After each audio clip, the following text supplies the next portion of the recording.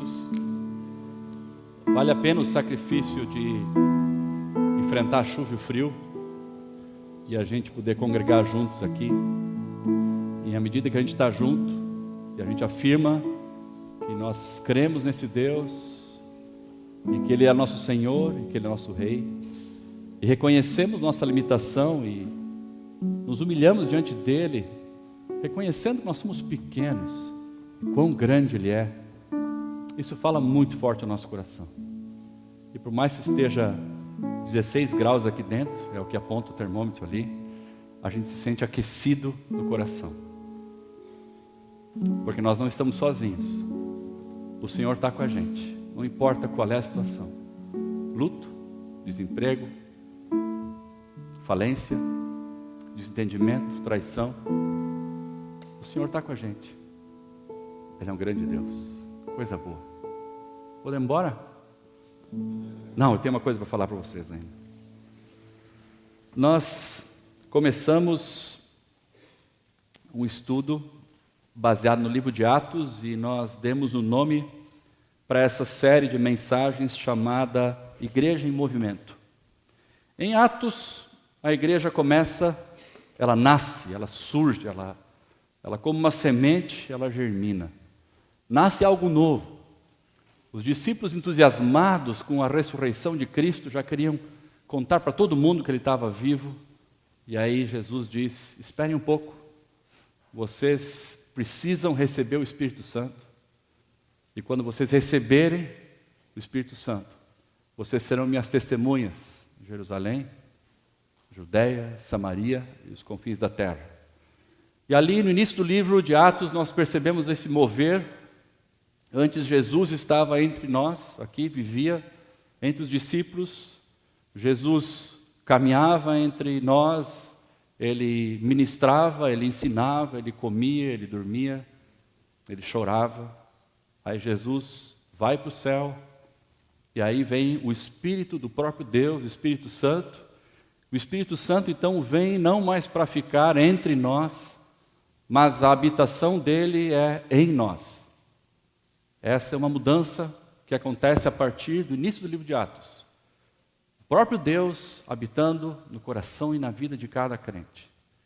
E ali coisas incríveis começam a acontecer, porque a narrativa de Atos a gente acaba olhando ali, eu gosto de pensar assim, que é o mover dos discípulos de Cristo, o mover pelo Espírito Santo dos discípulos de Cristo, espalhando a boa nova do Evangelho, testemunhando sobre as coisas de Deus, testemunhando sobre Jesus. E enquanto eles caminhavam pelos lugares mais diversos, falando do que tinha acontecido com eles, e falando de que esse Jesus é real, coisas incríveis aconteciam com eles. Milagres, expulsavam demônios, coisas estupendas aconteciam ali. E às vezes nós, como igreja brasileira, nós queremos viver coisas estupendas, né? A gente vem para um lugar como esse, para uma reunião como essa, e a gente quer ver Deus agir. Nós queremos sentir o poder de Deus na nossa vida, nós queremos que Deus nos abençoe, nós queremos ser prósperos, queremos que Deus guarde a gente, queremos muitas coisas. Mas esquecemos que, baseado no livro de Atos, tudo isso acompanha aqueles que iam proclamando a respeito do reino de Deus. Essas coisas não são dissociadas. O livro de Atos, na minha ótica, isso caminha muito próximo, muito junto. O poder de Deus, sem a proclamação do reino, não faz sentido. As duas coisas caminham juntas. E Daniel, semana passada, retrasada, começou a ensinar, dando a introdução do livro de Atos. E ali nós vemos uma igreja realmente viva, uma igreja vibrante, uma igreja em movimento. No boletim domingo passado estava apontado ali para os irmãos acompanhar a leitura bíblica durante a semana em casa, a partir de Atos 6, versículo 8. E nós vamos hoje passar praticamente 4 capítulos. Vamos fazer um sobrevoo em 4 capítulos do livro de Atos. Nós vamos até o capítulo 9, no versículo 31. Se você abrir sua Bíblia, quem tiver sua Bíblia, por favor, abra comigo, em Atos 6, versículo 7, você vai perceber algo que o Daniel ressaltou, que aparece várias vezes no livro de Atos. Versículo 7 diz assim, capítulo 6, Atos 6, 7. Assim a palavra de Deus se espalhava, crescia rapidamente o número de discípulos em Jerusalém, também um grande número de sacerdotes obedecia à fé. Isso é uma menção de Lucas, dizendo que a igreja crescia. Se tu virar a página um pouquinho para trás, para Atos 9, no versículo 31, você vai ver praticamente o mesmo versículo, as mesmas verdades escritas ali. Diz ali, a igreja passava por um período de paz em toda a Judéia, Galiléia e Samaria. Ela se edificava e, encorajada pelo Espírito Santo, crescia em número, vivendo em amor, vivendo no temor do Senhor. Então, cada vez que aparece esse versículo, que a igreja crescia e se espalhava, foi o que o Daniel falou, dá para a gente entender que é um capítulo, um painel, uma parte em que Lucas descreve. Então nós vamos olhar entre Atos 6, 8 até 9, 31. E são 4 capítulos, é uma passagem longa. Mas se a gente pudesse resumir essa passagem, o que a gente vai encontrar ali era, na verdade, a narrativa de 3 personagens. A gente vai ver ali Estevão, ele aparece ali, e o martírio de Estevão. Nós vamos ali ver Filipe e o ministério desse homem de Deus. E nós vamos ver um homem chamado Saulo de Tarso e a sua conversão. Basicamente, essa parte de Atos, ela fala sobre 3 personagens principais. E vai ser um sobrevoo. Tem muita coisa interessante aí no meio dessas histórias, como a história do mágico Simão, como a história de Ananias, mas nós não vamos entrar nesse nível de detalhe. Então, a primeira história que a gente quer ver, e é a pessoa que mais ocupa espaço nessa narrativa, é a história de Estevão.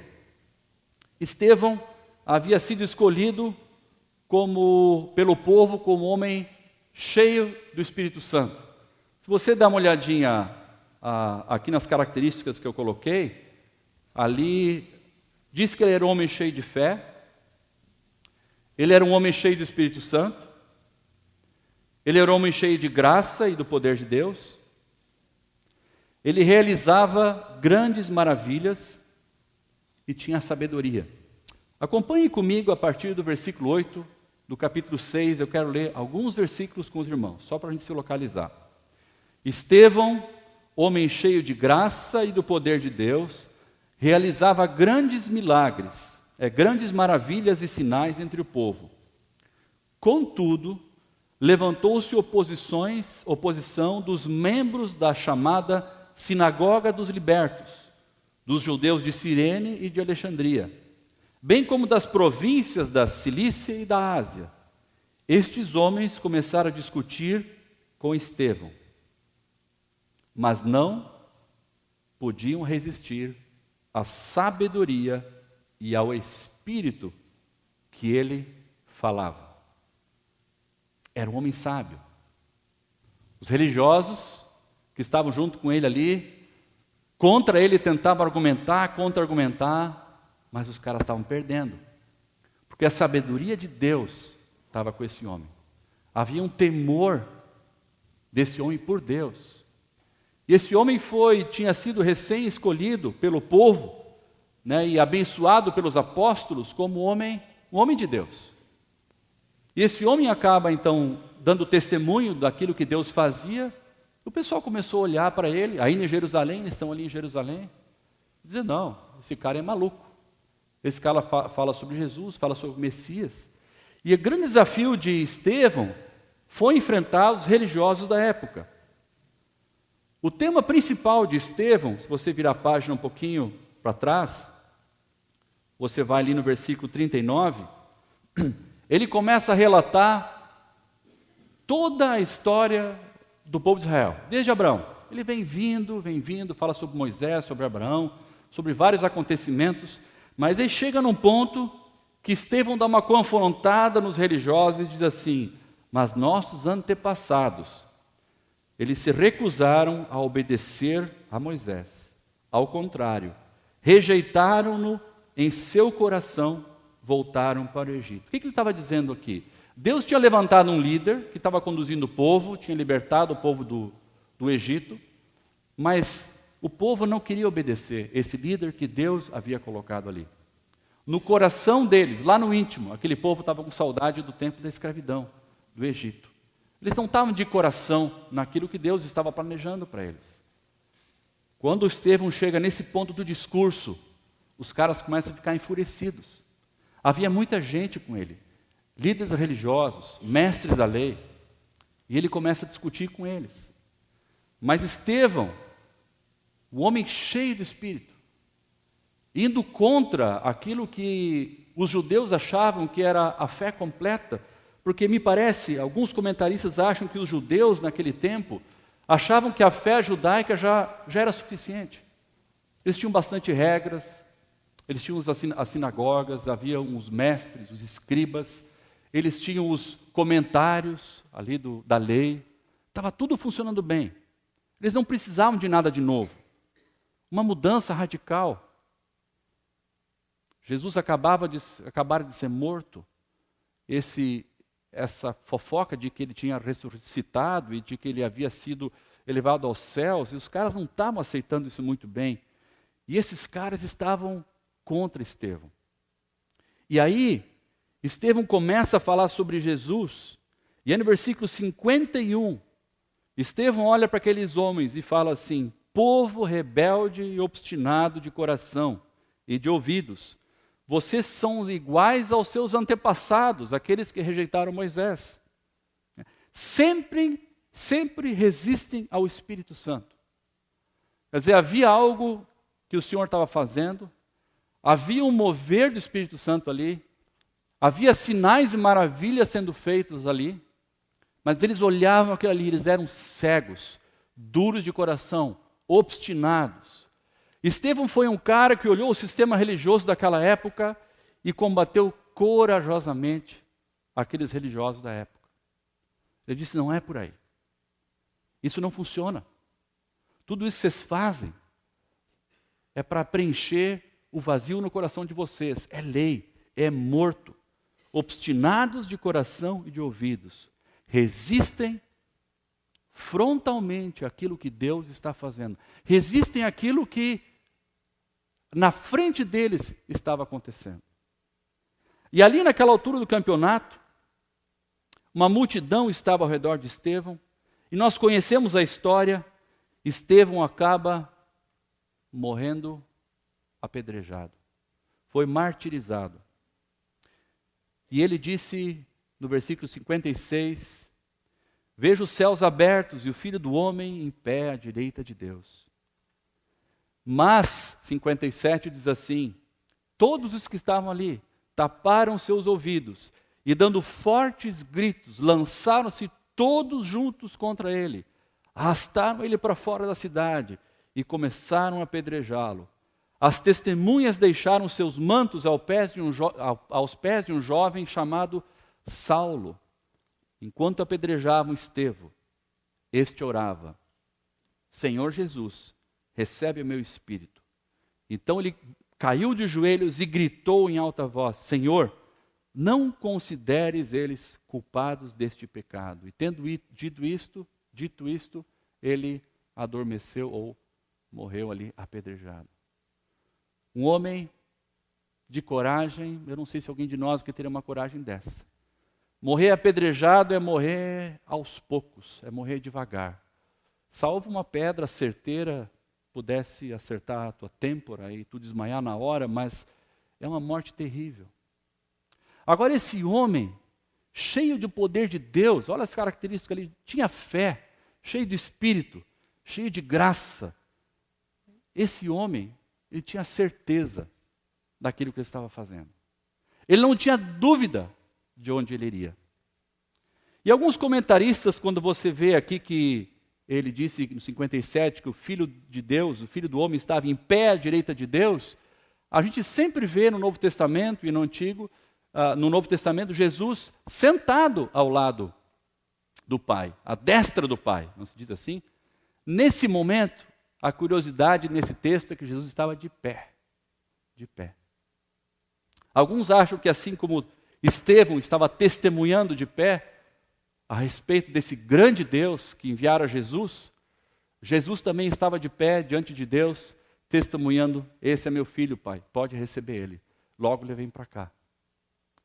Então, quando a gente enfrenta situações de desafio na nossa vida, de testemunho, a gente pode saber que nós não estamos sozinhos.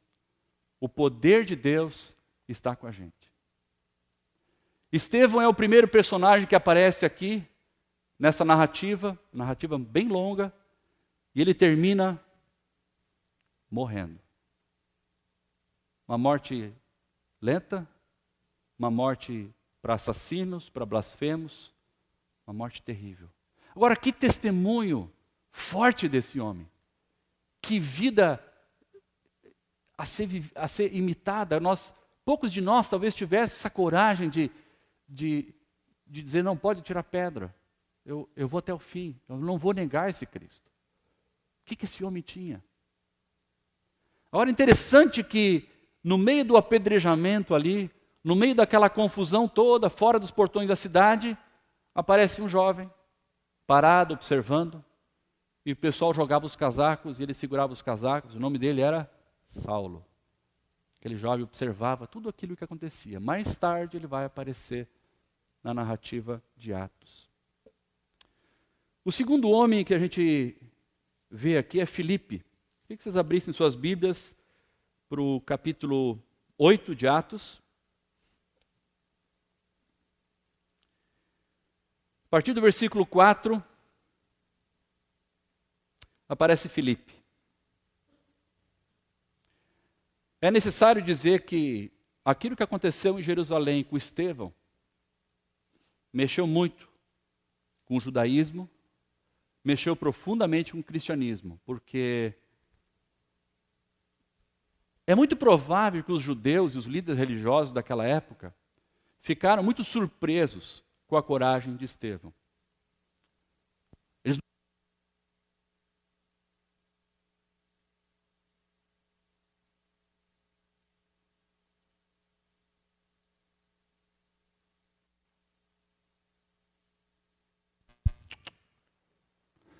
Talvez eles nunca tivessem visto um homem com tanta coragem como Estevão. Isso deixou eles admirados.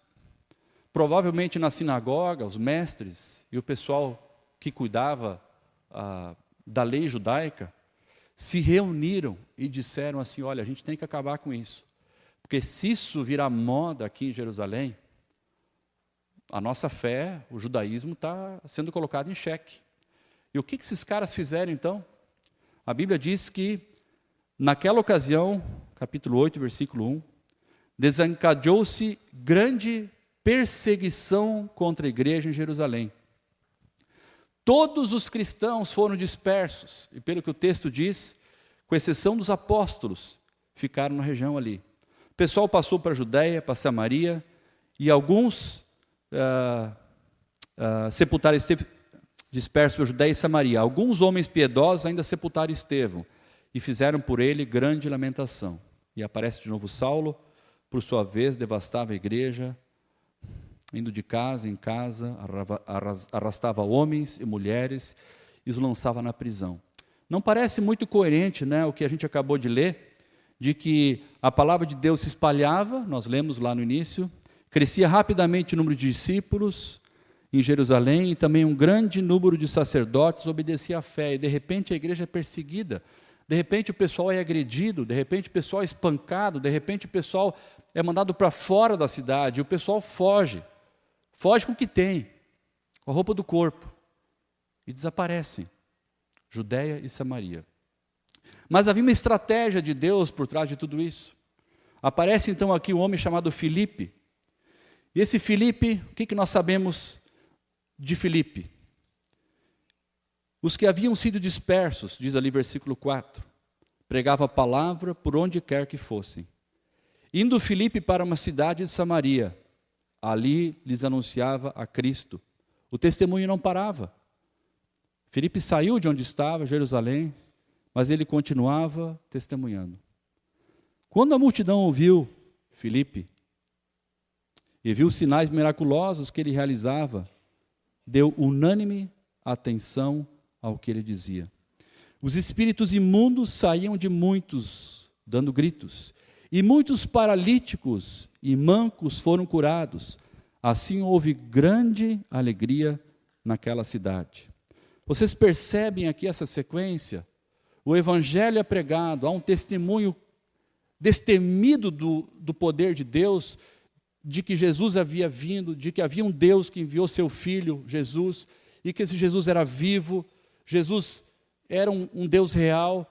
O testemunho, ele está presente, e logo depois, sinais e maravilhas vêm acompanhando. Foi aquilo que eu falei no início, né? A gente quer sinais e maravilhas, mas a nossa vida não é uma vida de testemunho. Então a gente quer bênção, mas não quer o testemunho. Nós queremos aquilo que Deus pode nos dar, mas não queremos o Deus da bênção. Parece que somos crentes, agentes secretos, ficamos na nossa. E aqui a gente vê um homem simples, ali, obedecendo a Deus, e ele realizava grandes milagres. Filipe foi um homem muito submisso a Deus, porque o Espírito Santo, ele deu uma ordem para Filipe, dizendo assim, abre o versículo 26 comigo ali. Filipe, vá para o sul, para a estrada deserta que desce de Jerusalém a Gaza. Atos 8, versículo 27. Ele se levantou e partiu. Quando Deus falou com Filipe, a Bíblia só diz duas coisas. Ele se levantou e partiu. Ele não perguntou se era a voz de Deus, ele não teve dúvida. Ele era um homem que vivia em estreito relacionamento com o Pai, cheio do Espírito Santo de Deus. Ele sabia distinguir a voz de Deus. Ele levantou e foi. No caminho encontrou um eunuco etíope, um oficial importante encarregado de todos os tesouros de Candace, rainha dos etíopes. Esse homem viera a Jerusalém para adorar a Deus e de volta para casa, sentado em sua carruagem, lia o livro do profeta Isaías. E o Espírito disse a Filipe, aproxime-se dessa carruagem e acompanhe. Esse eunuco etíope era um gentil, ele não era judeu. Não se sabe de onde esse homem apareceu, talvez ele tivesse já ouvido falar do Deus vivo, e ele então foi até Jerusalém para adorar. Diz o texto que ele foi para Jerusalém para adorar a Deus. Provavelmente em Jerusalém ele comprou a Bíblia, comprou os livros da lei, os profetas, e estava lendo. E Deus viu no coração desse homem, um homem que buscava com sinceridade encontrar o Deus vivo. Esse era um homem que Deus queria se revelar a ele. O homem estava lendo o profeta Isaías, estava lendo o rolo de Isaías e não entendia o que lia. E aí Deus conecta a necessidade, Deus percebe um coração inclinado ali, e Deus manda o Filipe até ele encontrar esse homem e dar uma palavra de esclarecimento, de sabedoria para esse homem. Esse homem respondeu com uma fé muito madura, porque ele olhou para Filipe e disse assim, o que impede que eu seja batizado já? Hoje a gente entrega a vida para Cristo, nos nossos dias de hoje, a gente espera um pouquinho para ser batizado, né? Mas no Novo Testamento isso é tão automático, né? Eu crio em Jesus Cristo, sou batizado na hora, porque não há dúvida para mim. É uma conversão forte, uma conversão genuína, algo poderoso que acontece no coração, não tenho dúvida, não tenho dúvida. E ali, então, Filipe para a carruagem, os dois descem as águas, como diz o texto bíblico, e esse homem é batizado. Provavelmente, a Bíblia não fala aqui, esse homem deve ter voltado até a terra dele, a Etiópia, e ali deve ter sido um grande testemunho daquilo que Deus tinha feito. Agora, O que eu queria que vocês observassem aqui, nessa passagem de Filipe, que é outro personagem que aparece aqui, nessa nossa mensagem de hoje, é que Deus fez uma engenharia incrível para que Filipe chegasse até o etíope eunuco. Uma engenharia incrível. Tanto que depois que Filipe encontrou com o eunuco, a palavra diz que Filipe desapareceu. Ele saiu dali. Versículo 39. Quando saindo da água, o Espírito do Senhor arrebatou Filipe repentinamente, e o eunuco não o viu mais, e cheio de alegria, seguiu o seu caminho. O que me chama a atenção é que Filipe, ele era um homem tão conectado com Deus, que ele seguia a voz de Deus, àqueles que Deus queria ministrar. Ele era sensível à voz de Deus. Os gentios, como esse sujeito etíope aqui, não eram necessariamente pessoas que os judeus compartilhavam muito, muito pelo contrário. Haviam leis, a lei mosaica era uma lei que falava muito sério a respeito da separação dos judeus com os gentios. Filipe não queria saber. O Espírito disse para ele, vai falar com aquele cara lá, e ele foi. Isso é interessante para nós hoje, porque acho que a lição que serve para nós é que nós precisamos ouvir essa voz do Espírito, aquela direção, quando você está no consultório médico sentado e o assunto parece que a bola está quicando ali, você tem que ouvir, dizer, talvez Deus esteja dizendo para você, fala do meu amor para essa pessoa. Talvez na fila do banco, quando alguma coisa ali acontece que você abre o assunto e começa a falar sobre assuntos espirituais, talvez a bola está picando ali, quicando, e você pode entrar no assunto e você não entra. Talvez você já tenha experimentado situações como essa, de Deus estar falando para você, olha, aquela pessoa ali, por que não falar? O assunto entrou, há uma abertura. Talvez uma pessoa conhecida, talvez não. Com os conhecidos, às vezes é mais difícil, né? A gente tem, às vezes, receio de expor a nossa fé. Com receio de ser ridicularizado, com receio de ser... Não sei. Mas o que me chama a atenção nesse homem é isso. Ele é ousado entre aqueles que buscam a Deus. Deus já estava fazendo uma obra no coração desse etíope. E aparece ali Filipe, e só fechou com chave de ouro. Chegou a batizar o cara. Coisa boa, né? Maravilha. Agora tem um terceiro personagem que aparece aqui na nossa narrativa, que é Saulo de Tarso. Versículo 9, capítulo 1, diz assim, enquanto todas essas coisas aconteciam com Filipe, enquanto a igreja crescia, enquanto os cristãos se espalhavam, havia um cara, o nome dele era Saulo, ele era natural da cidade de Tarso. Esse homem, diz ali, respirava ameaças de morte contra os discípulos do Senhor, dirigindo-se ao sumo sacerdote, o Top, o escriba Top, o chefe da sinagoga Top. Ele pediu uma carta para as sinagogas de Damasco, de maneira que, caso encontrasse ali homens ou mulheres que pertencessem ao caminho, ou seja, discípulos de Cristo, pudesse levar eles presos para Jerusalém. Esse homem, ele tinha crescido no meio judeu, conhecendo as leis, as regras, de uma forma detalhada. Ele, quando jovem, alguns anos antes, ele estava ali, quando Estevão foi apedrejado. Ouviu toda a defesa de Estevão. Ouviu o ódio com que os religiosos foram para cima de Estevão e apedrejaram ele. Estava na mente dele. Ele foi um daqueles homens influenciados por aquela situação de Estevão. Certamente Saulo tinha na sua cabeça, nós temos que lutar contra os cristãos. Eles vão perverter a fé. Isso que eles estão falando é mentira. E aqui, a Bíblia diz que ele respirava ameaças de morte. A morte era algo que ele estava perto dele. Porque o pessoal que era levado para a prisão, acabava sendo julgado corretamente. Não, era morto. O pessoal era morto. Agora acontece algo incrível na vida desse homem. Vamos olhar ali comigo, versículos 3 e 4. Paulo está viajando e uma luz de repente brilhou ao seu redor. Versículo 3, capítulo 9. Ele caiu por terra e ouviu uma voz que lhe dizia: Saulo, Saulo, por que você me persegue?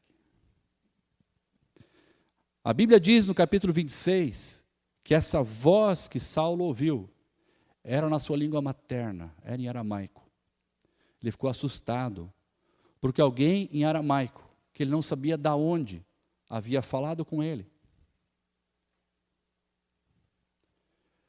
Saulo, um cara que cresceu na fé rabínica, sabia que quando a gente ouvia uma voz, provavelmente era a voz de Deus, ou dando um castigo, ou talvez uma orientação. O que ele sabia é que era uma voz que ele não conhecia, mas ele ficou muito impactado. O impacto foi tão grande que ele caiu do cavalo. Ele caiu do cavalo. E essa voz disse para ele na língua materna dele, versículo 4, Saulo, Saulo, por que você me persegue? Se é Deus que está falando com Saulo, como assim me persegue? Ele não estava perseguindo a Deus.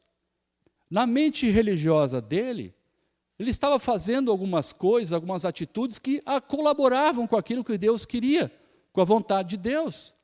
Ele não queria perseguir a Deus. Ele queria perseguir aqueles que deturpavam a fé que ele acreditava que era a fé correta, a fé em Deus. E aí ele ficou muito confuso.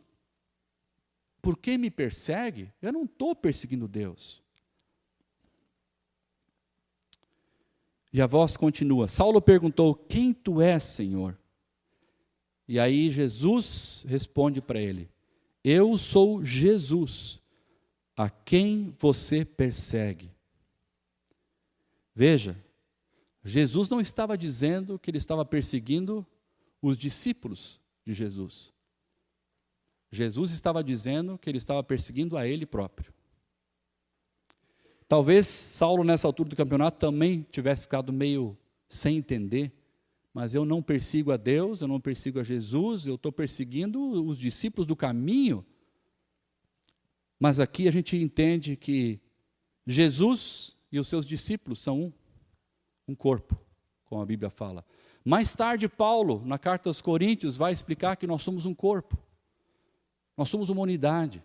Quando um sofre, todos sofrem. Quando um é perseguido, todos percebem e sofrem juntos. Jesus, a primeira lição aqui que está dando para Saulo é: os cristãos são unidos. Há um poder espiritual que une o povo de Deus, invisível, mas muito forte e real.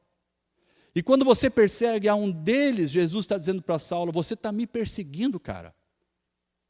Por que você está fazendo isso? Jesus é o cabeça da igreja. Abra a tua Bíblia ali para João 14. Ver se eu vou lembrar aqui. João 14, 17.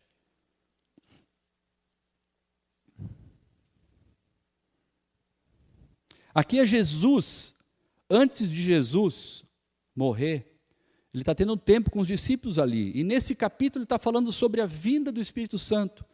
E Jesus está dizendo o seguinte, o Espírito da verdade, o mundo não pode recebê-lo, porque não o veem, nem o conhecem. Mas vocês o conhecem, pois ele vive com vocês e estará em vocês. Jesus está falando do Espírito da verdade, que é o Espírito Santo. Foi aquilo que eu falei no início. O Espírito Santo, a partir de Atos, ele habita em nós, como diz aqui. Ele estará em vocês. Jesus está falando no futuro. E hoje ele está em nós. Nós discernimos as coisas espirituais porque o Espírito Santo de Deus nos dá esse discernimento. A sociedade, que a gente pode traduzir aqui para o mundo, não pode recebê-lo porque não o vem e nem o conhece. Quem é que apresenta o Espírito Santo para nós? Quem é que apresenta Deus para nós? Jesus Cristo. Ele é o único caminho. A maneira de nós chegarmos até Pai é através do perdão que Jesus oferece para nós. Essa é a razão porque muitas vezes você fala do amor de Jesus para alguém e a pessoa não entende. Porque não entende, não vem, não podem recebê-lo, não tem discernimento espiritual. Porque o Pai, o Jesus apresenta eles para o Espírito Santo. Então é necessário que a gente, quando a gente trata de evangelismo, de alcançar outras pessoas para Cristo, nós temos que dar a palavra. Mas o fruto de arrependimento, aquele mover lá dentro no coração, aquilo é algo espiritual, que só o Pai pode fazer. E ali, Paulo estava tendo essa primeira lição com o próprio Jesus, dizendo aqui que ele, quando persegue a igreja, ele estava perseguindo a ele mesmo. Mas esse cara que aspirava à morte, que perseguia os judeus, colocava mulheres e maridos e crianças na cadeia, esse homem, ele teve encontro com Jesus. Aqueles que acompanhavam esse homem levaram ele até Damasco, ele ficou 3 dias ali, diz a palavra, sem comer, ficou cego, ele não enxergou mais, até que Deus, um anjo chegou para Ananias e disse assim: Ananias, vá até aquela rua chamada direita, tem um homem lá chamado Saulo, ele é da cidade de Tarso, vá lá e ora por ele, porque esse cara eu tenho planos para ele. Eu achei um sarro, porque lendo ali a narrativa, Ananias olha assim e dá uma discutida com Deus, sabe? Assim, Deus, Saulo de Tarso, aquele crápula, não, esse cara não. Esse cara já prendeu um monte de gente, ele tem cartas liberando para ele entrar nas casas, ele invade as casas e arranca as famílias inteiras e leva preso. Esse cara não. Esse cara como é que uma pessoa assim poderia mudar? E aqui, a lição que nós temos é que o Espírito Santo de Deus, o plano de salvação de Deus, o amor de Jesus, ele pode alcançar o coração de qualquer pessoa. De qualquer pessoa. Esse cara era um matador de crente. E logo depois, aqui alguns versículos adiante, você vai ver que ele já está de pé e está querendo ensinar. Cara de pau, mas transformado. Um assassino, mas salvo pelo sangue de Cristo. E aí o pessoal diz: rapaz, senta, nós vamos prender esse sujeito, nós vamos matar ele, vamos perseguir esse cara. Esse cara não é verdadeiro, esse cara está mentindo. O que a Bíblia nos mostra é que o poder de Deus está ao alcance de qualquer um e pode transformar qualquer coração. Qualquer coração. Saulo era um crápula, mas esse cara, ele encontrou Jesus e aquilo mudou a vida dele. Eu encontrei 2 passagens, eu quero ler só uma. Paulo ficou, não tenho dúvidas, profundamente envergonhado pela vida que ele vivia. Se tu abrir comigo, ou tu ouvir aqui, não precisa abrir. Vamos ver o que eu vou abrir aqui. 1 Coríntios 15, 9. Saulo lembra várias vezes durante a vida dele o que ele fez. Ele diz assim em 15:9: sou o menor dos apóstolos, e nem sequer mereço ser chamado apóstolo, porque persegui a igreja de Deus. Isso estava marcado, havia cicatrizes nas mãos dele, no coração dele, porque aquela por quem Jesus morreu, a igreja, ele foi um cara que perseguia. Então aqui nós vemos o Estevão, um homem cheio do Espírito Santo, que bate de frente com os religiosos, dizendo, olha, religião não leva a lugar nenhum. O que precisa é ter uma fé em Jesus. Entreguem-se para Jesus. E a advertência de Estevão é, vocês têm rejeitado o Espírito Santo no seu coração. Assim como seus antepassados, rejeitado o Espírito Santo no seu coração. E eu fico pensando, se isso que Estevão falou aqui, não pode ser algo que acontece conosco hoje. Muitos de nós temos ouvido, muitos de nós temos participado, mas nós não temos entregue completamente o nosso coração. A gente dá um passo para frente na direção de Deus, mas acaba segurando um pouquinho o nosso controle. A gente quer que Cristo viva em nós, mas a gente não se entrega completamente. O Roger ainda quer controlar algumas coisas. E isso gera na gente aquilo que Estevão enfrentou aqui, uma religiosidade, uma vida frívola, uma vida sem testemunho, uma vida sem poder espiritual, uma vida que acaba se esfriando na fé. Nós temos aqui Filipe, que foi um homem que foi entre os gentios e foi em lugares diferentes, onde nunca tinha andado. Foi um homem fiel. O homem que foi sensível à voz do Espírito. Deus teve que fazer uma engenharia maluca para usar Filipe, para alcançar um homem importante, tesoureiro da rainha de Candace. E a gente vê aqui um crápula como Paulo, sendo completamente transformado e sendo um apóstolo de grande fé, um homem de grande sofrimento e um homem preparado para o que deve e é em nome de Jesus. Essa era a igreja daquela época. São 3 exemplos de homens incríveis. Você tem visto homens assim entre nós aqui? Você tem visto fé assim entre nós aqui? Alguns teólogos olham para o livro de Atos e dizem assim, isso foi no passado. Isso é para aquela época. Foi um livro histórico e é um livro de Atos, ou ata, como diz, né? Ato foi registrado, isso é para aquela época. Hoje não funciona mais, é diferente. Muitas coisas podem ter mudado, mas o testemunho do reino de Deus nunca deveria ter mudado entre nós. Como é difícil para alguns de nós isso, né? Para alguns é mais fácil. Para alguns parece que flui, para outros é um desafio grande. Por quê? O que está impedindo você de ser um testemunho de Deus?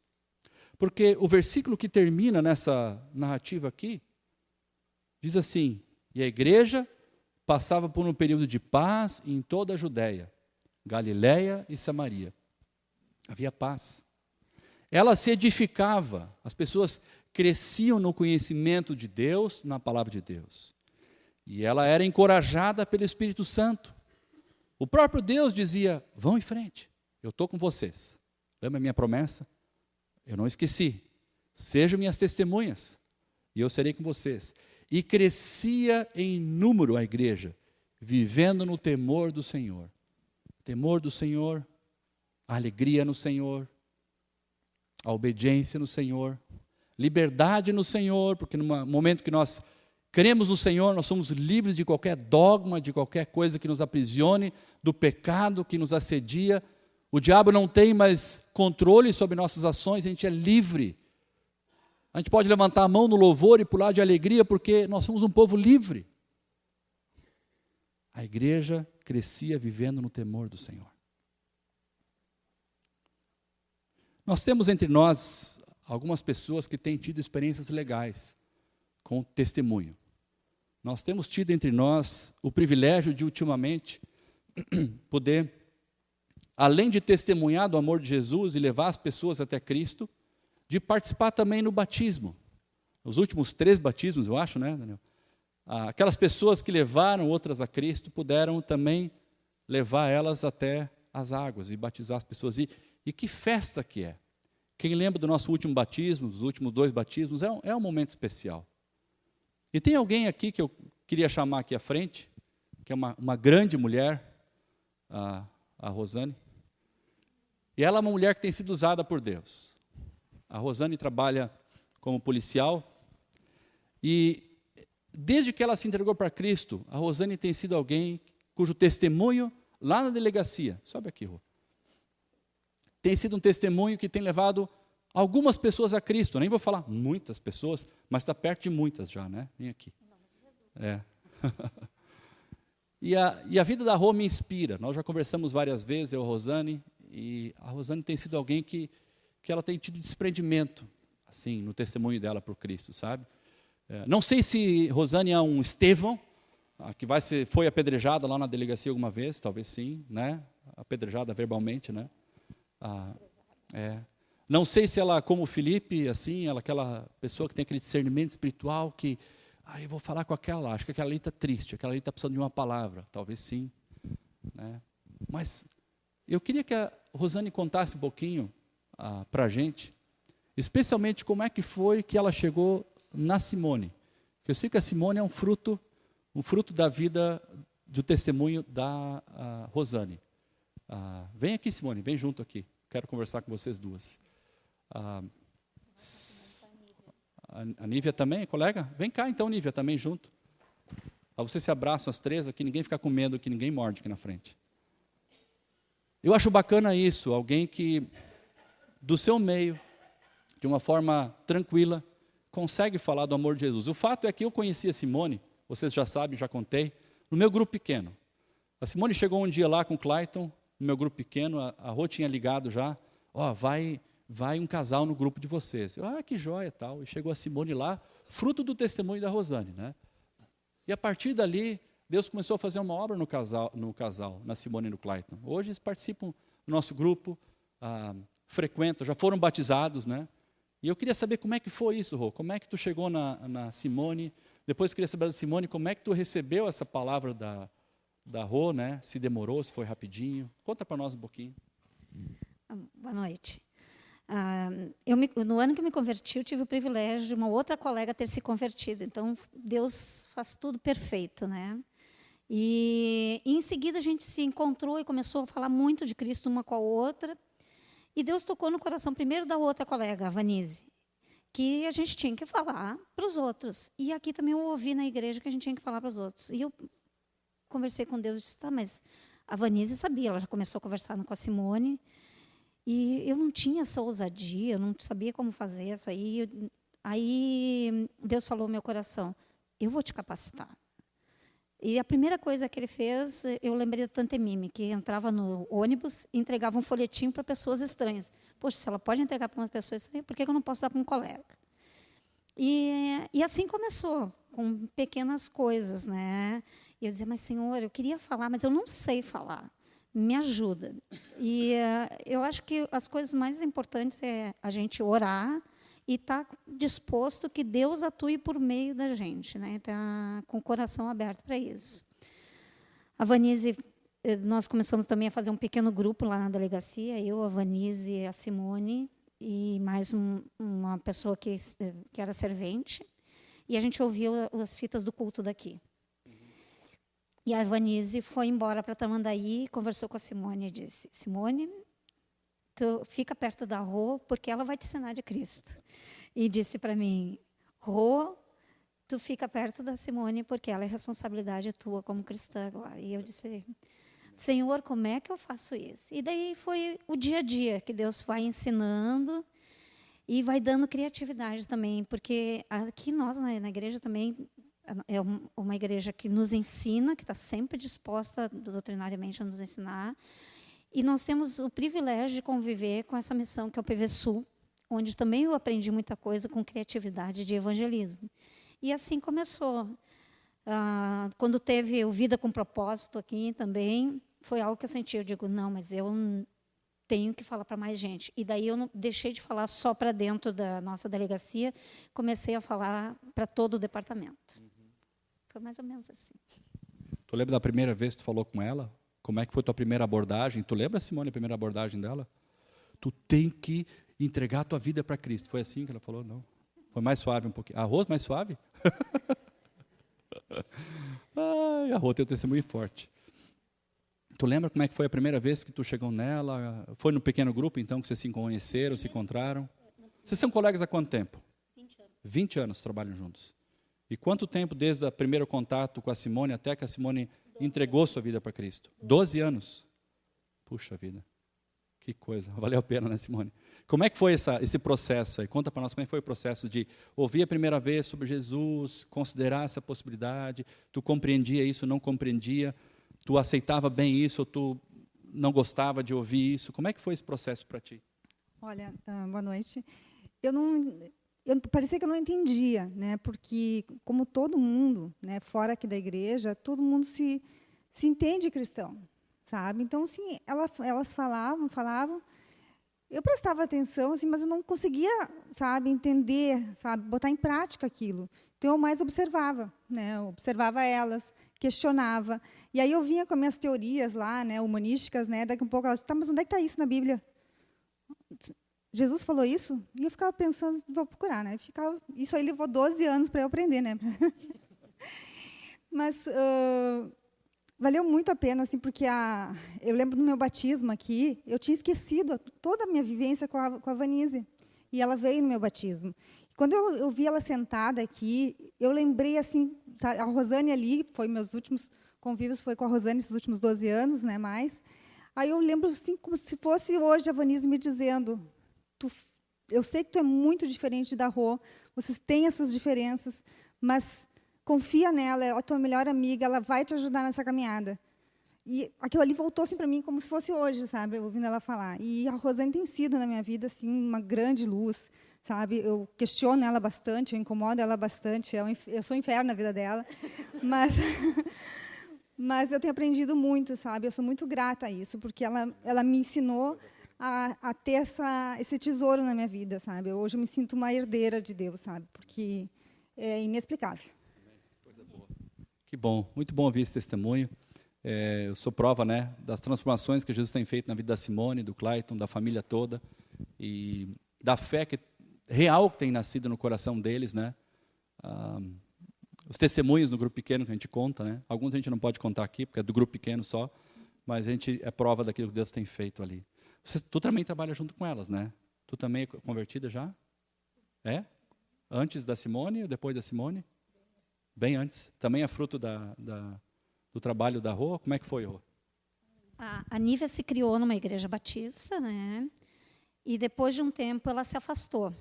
Casou, teve a família dela, trabalhou no departamento, nós não tínhamos muito conhecimento. Aí ela saiu do departamento, foi trabalhar na delegacia da mulher e voltou. E no ano passado tinha o retiro dos casais, e eu fui com alguns casais na mente. Hoje eu vou convidar tais e tais casais. E na verdade, então cheguei lá. Mas quando eu entrei no departamento, quando eu entrei na nossa delegacia, Deus disse: não é aquele casal, é a Nívia, vai na Nívia. E daí eu cheguei na Nívia e ela no mesmo, eu quero ir porque não sei quem está. E daí no fim ela e o esposo foram e ainda convidaram mais pessoas para ir. Ela que fez a diferença de outras pessoas irem, também outros casais.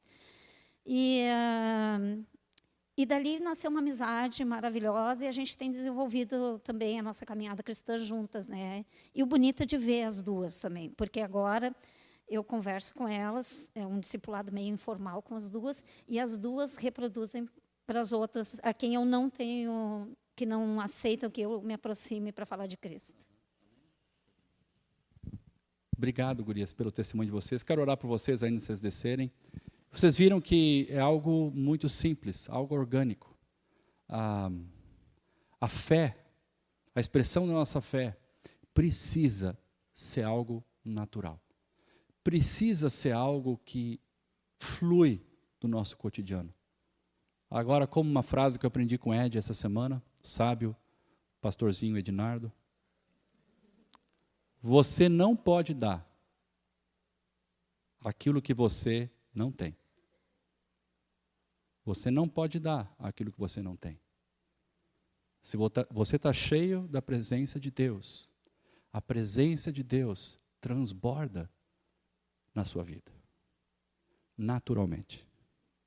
Se ela não transborda, tem alguma coisa que não está bem na tua vida. Vamos orar? Pai, obrigado por essas 3 gurias aqui, senhoras. Agradeço pela Rosane, que eu conheço há mais tempo, e tem realmente tido uma vida de testemunho muito linda, numa área profissional bem complicada, porque essas 3 trabalham numa área onde a criminalidade ela é cruel, e os crimes e a crueldade são feitas contra crianças, e ali elas são expostas a coisas terríveis, Pai. E ali a Tua graça tem chegado ali. E ali o Senhor tem transformado vidas e salvo pessoas naquele meio. Resgatado famílias, relacionamentos, filhos. Nós louvamos ao Senhor pelo exemplo que a Rô traz para nós. De uma vida de testemunho simples, de testemunho eficaz, de um propósito claro da sua existência. Que muitos outros aqui, Pai, possam estar aprendendo e, eu diria, experimentando dessa maravilha que é compartilhar da nossa fé, compartilhar de Jesus para os outros. Em nome de Jesus, amém. Deus abençoe vocês, tá bom?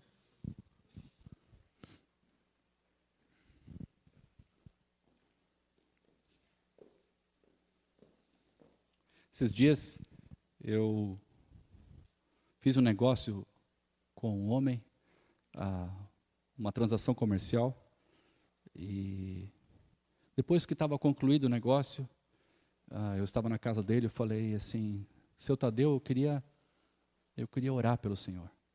Ele olhou para mim assim, falou, eu também quero orar por ti. Eu falei, que joia. Aí eu coloquei a mão no ombro dele e orei por ele. Pedi que Deus estivesse com ele e tal, e abençoasse ele, que ele encontrasse Jesus, né? E eu estava orando com os olhos abertos, assim, não sei porque eu não fechei os olhos, ele baixava a cabeça, olhava para mim, baixava a cabeça, olhava para mim, e daqui a pouco eu disse amém. Daí ele disse assim, eu também quero orar por ti, Zils. Eu digo, tá bom. Deus, ilumina a vida do... E ele fez uma oração sincera por mim. Eu acho que esse homem nunca tinha orado na vida. Eu não sei porquê, eu tive vontade de orar por aquele homem. E naquele momento eu estava sem vergonha. Não, eu não tive medo. Isso. Não tive reservas. Orei por ele, de uma forma simples. De uma forma simples. Experimenta isso. Vai ser bacana para você. Paulo, esse crápula, matador de crentes, mais tarde se torna um grande homem de Deus. E tem algumas coisas que ele coloca para a gente aqui que eu quero compartilhar com vocês. Paulo diz ali em Gálatas 6,5, de nada adianta ser circuncidado. Circuncisão naquela época era a marca de um judeu devoto. Todo judeu deveria ser circuncidado. E um judeu circuncidado e sua família eram considerados judeus que praticavam a lei. Eles se orgulhavam disso. Era a fé deles, era a religião deles. O que Paulo está dizendo aqui, religião não vale de nada. O que vale é ser nascido de novo, nascido do Espírito. Existe algo que precisa acontecer dentro do coração da gente, que é sobrenatural. Simone não contou a conversão dela, né? Mas a Simone se converteu no retiro de casais há um ano atrás, com o pastor Roberto Silvado. A experiência dela é uma experiência sobrenatural. Porque o poder de Deus tocou no coração dela naquele momento, e algo aconteceu. Coisas que ela não conseguia lidar na vida dela foram postas por terra. Perdão que ela não conseguia conceder, né, Simone? Algo sobrenatural, nasceu de novo. É algo que vem daqui de dentro para fora. Não tem a ver com vir aqui ao domingo, necessariamente. Alguns de nós precisamos disso ainda. Nascer de novo. Existe algo que vem daqui de dentro. Outra coisa que acontece com quem nasce de novo é que ele tem uma vida transformada. Algo novo acontece.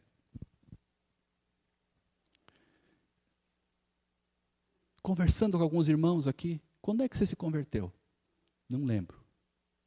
O que mudou na sua vida? Comecei a obedecer meus pais. Joia. E daí, depois disso? Eu estou vindo na igreja. Vida transformada. Não é vida comportada. Vida transformada é algo que vem daqui de dentro, porque tem a ver com nascer de novo. Gente, nós precisamos parar para pensar nisso. A igreja crescia porque havia um testemunho forte de pessoas que tinham uma fé inabalável em Deus. E a característica deles é que eles tinham uma vida cheia do Espírito Santo de Deus. Esses homens, de uma forma, e mulheres, né? Quando eu falo homens, essas pessoas, de uma forma natural, elas compartilhavam daquelas coisas que tinham acontecido na vida delas, sobre o amor de Jesus, no padeiro, na fila. É algo natural. Gente, por que não é natural para nós? Aonde nós perdemos? Por que nós não fazemos? O que acontece com a gente? Alguns ainda me procuram às vezes e perguntam se nós não podíamos fazer um culto evangelístico. Tá, a gente pode fazer um culto evangelístico. Mas eu vejo aqui em Atos, homens e mulheres caminhando, testemunhando, sendo cuidados por Deus, sendo libertos, ajudando pessoas, e até coisas sobrenaturais aconteciam enquanto eles caminhavam. Ninguém pode dar aquilo que não tem. Por que é que nós não damos o nosso testemunho? É medo? É receio? Experimenta. Seja ousado. Diga para o Senhor, Senhor, me dá uma experiência. Eu quero dar um passo de fé. Eu nunca falei para alguém de Jesus, nunca contei meu testemunho de mudança, de transformação. Dá um passo. Não convida para vir num lugar, depois tu convida ele, mas primeiro fala. Fala do que aconteceu na tua vida.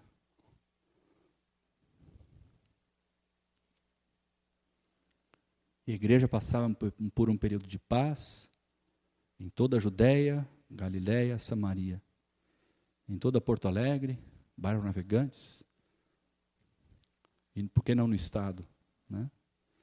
E ela se edificava e encorajava pelo Espírito Santo, crescia em número, vivendo no temor do Senhor. Será que é um sonho utópico?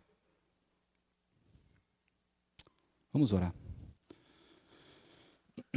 Pai de amor, eu creio que a Tua palavra é viva e eficaz, eu creio que a Tua palavra é válida para hoje ainda, eu creio que o Teu Espírito atua de uma forma inequívoca hoje ainda em nosso meio.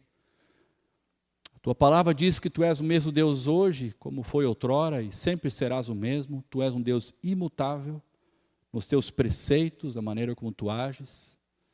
Pai, nós ouvimos aqui a narrativa em Atos de 3 homens, muito fracos em si, mas que desfrutaram de uma presença tão forte de Deus na sua vida, que eles compartilhavam de uma forma incrível sobre esse amor de Deus.